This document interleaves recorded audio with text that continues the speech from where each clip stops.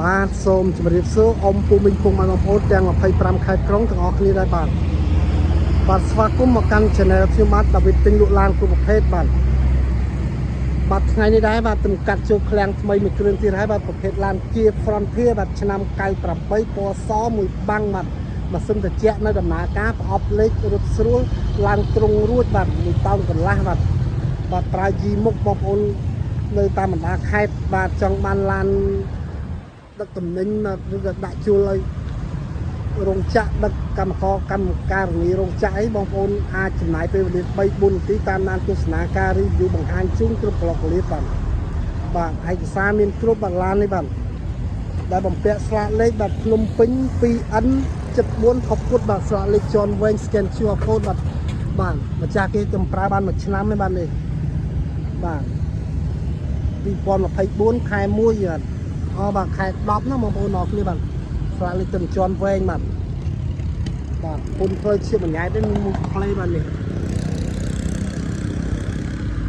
បាទម៉ាស៊ីនត្រជាក់ក៏នៅដែរបាទតម្លៃទុនធូរថ្លៃបាទយីមុខកង់នៅថ្មី4គ្រាប់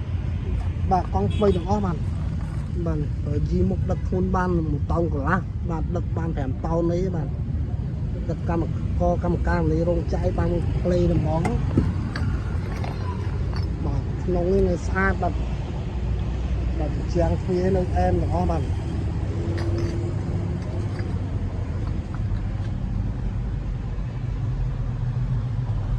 នេះមកបាំងបាទជា Frontier មួយបាំង1តោនកន្លះបាទត្រង់នេះរៀបហើយស្អាតហើយបាទធំវែងអានេះបាទ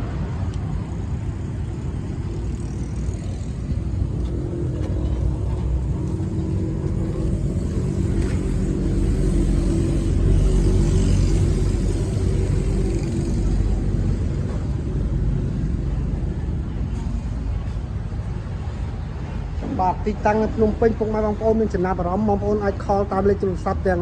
ពីរប្រព័ន្ធដែលខ្ញុំបានសរសេរនៅក្រោមវីដេអូណាបាទ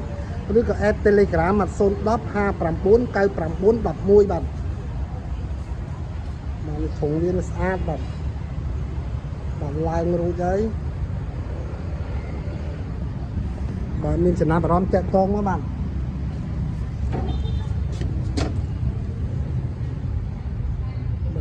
ធុងនេះខ្ចីបាទសាក់ស៊ីនអែម